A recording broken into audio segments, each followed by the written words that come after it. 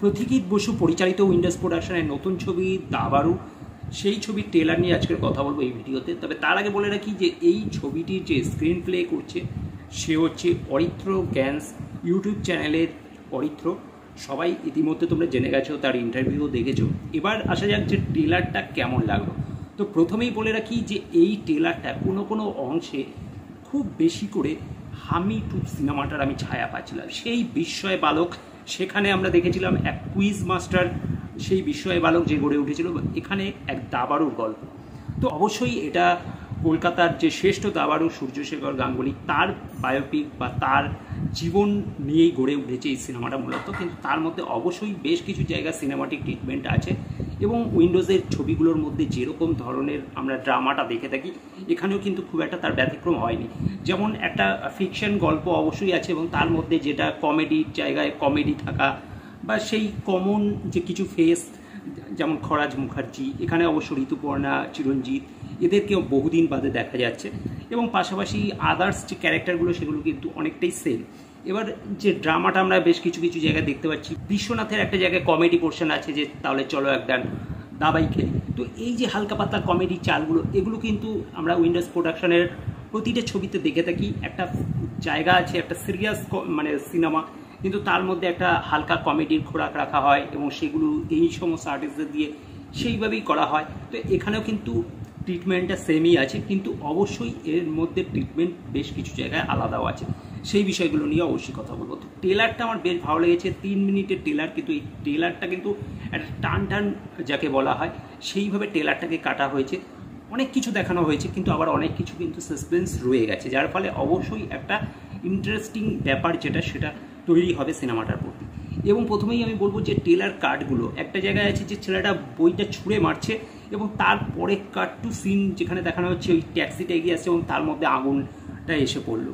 তো হট করে তোমরা দেখলে বুঝতেই পারবে না, মনে হবে যেন ওই ছেলেটা মানে ছুটছে। তো এমনভাবে ট্রেলারটাকে ডিজাইন করা হয়েছে, তো এটা খুব সুন্দর। একটা জায়গায় অ্যাকশন সিকোয়েন্স আছে যেটা নাকি ওই টানা রিক্সার যে চাকার মধ্য দিয়ে শটটাকে দেখানো হয়েছে এবং বাচ্চা ছেলেটা ছুটে আসে এবং রিক্সার নিচ দিয়ে স্লিপ কেটে বেরিয়ে যায় এবং সেই যে অ্যাকশন পুরো টোটাল যে ডিজাইনটা এত সুন্দরভাবে এবং সেখানে যে ক্যামেরা শট বা অ্যাঙ্গেলগুলো যেভাবে ধরা হয়েছে বেশ সুন্দর, বেশ ইউনিক লেগেছে আমার। যে এই ধরনের ফ্যামিলি ওরিয়েন্টেড যে সিনেমাগুলো, বিশেষ করে উইন্ডোজ প্রোডাকশনের যে ছবিগুলো আমরা দেখে থাকি, হামি বলো, হামি 2, পোস্ত, এই যে রিলেটেড একটু বাচ্চাদের নিয়ে ছবি হয়, তার মধ্যে ফ্যামিলি ড্রামাটা বেশ থাকে, তার মধ্যে ফিকশন থাকে, লাস্টে ইমোশন থাকে, কমেডি থাকে, এই পুরো ওভারঅল যে ট্রিটমেন্টটা, কিন্তু তার মধ্যে এইখানে যেটা অবশ্যই তাদের একটা আলাদা ছবি ছিল রক্তবীজ, যেটা একটু হাটকে এই টাইপের ছবি থেকে একটু অন্যরকম কিছু করার চেষ্টা করেছিল।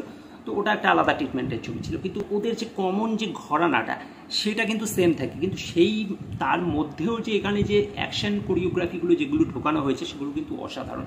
অবশ্যই সেটা আমি বলবো না ওই যে সাউথের যেরকম অ্যাকশন ওরকম এক্সপেকটেশন নয়, ফ্যামিলি ওরিয়েন্টেড মধ্যে যেরকম চেজিং যে মুভমেন্টগুলো বা যে অ্যাকশন মানে দ্বন্দ্বগুলো যেভাবে তুলে ধরা হয়েছে সেগুলো বেশ ভালো। বিশেষ করে দাবার ছক দিয়ে বেশ কিছু জিনিস বোঝানো হয়েছে।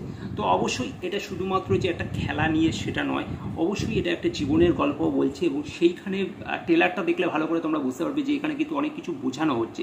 মানে ট্রেলারটার মধ্যে থেকে অনেক কিছু লুকিয়ে রয়েছে যেটা জীবনের একটা পার্টকে ওই খেলার মাধ্যমে তুলে ধরা হয়েছে। যেমন আমরা রামায়ণ মহাভারতের যে গল্প শুনেছি, তো মহাভারতে যে যুদ্ধ হয়েছিল সেটাও কিন্তু এইখানে ওই দাবার ছকের মধ্য দিয়েই কিন্তু সেইখানে ওই কৌরব পাণ্ডবদের মানে কথা উঠে আসা। তো এইভাবে করে একটা বাচ্চাকে ছোটোবেলা থেকে যেভাবে দাবাটা শেখানো হয়, তো সে আস্তে আস্তে ওইভাবে বড় হতে থাকে।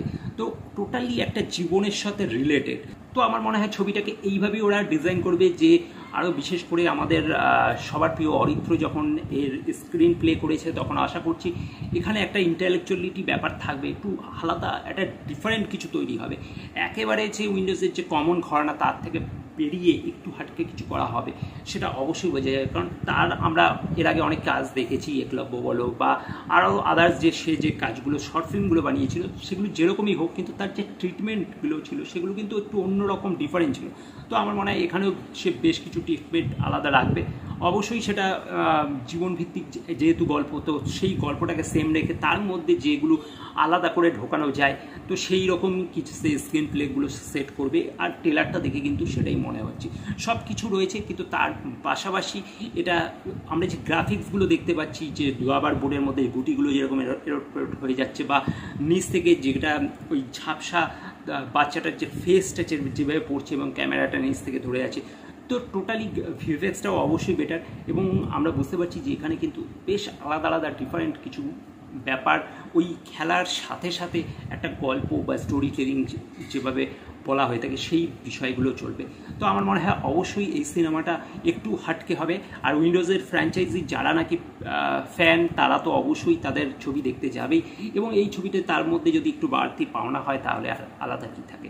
তো অবশ্যই আমি বলবো যে যারা নাকি হামি পছন্দ করেছে বা হামি 2 পছন্দ করেছে, যারা এ ধরনের একটু বাচ্চাদের নিয়ে ছবি পছন্দ করে বা খেলাধুলার এইরকম ছবি পছন্দ করে, তাদের জন্য এটা বেস্ট চয়েস হতে পারে। কারণ সেই রকম গল্পের পাশাপাশি একটা যদি ইউনিক ট্রিটমেন্ট আমরা দেখতে পাই, তো সেটা যেটা আমরা ট্রেলারে দেখলাম, বেশ ছোটো ছোটো শট কিন্তু বেশ ইউনিক, বেশ ভালো লেগেছে।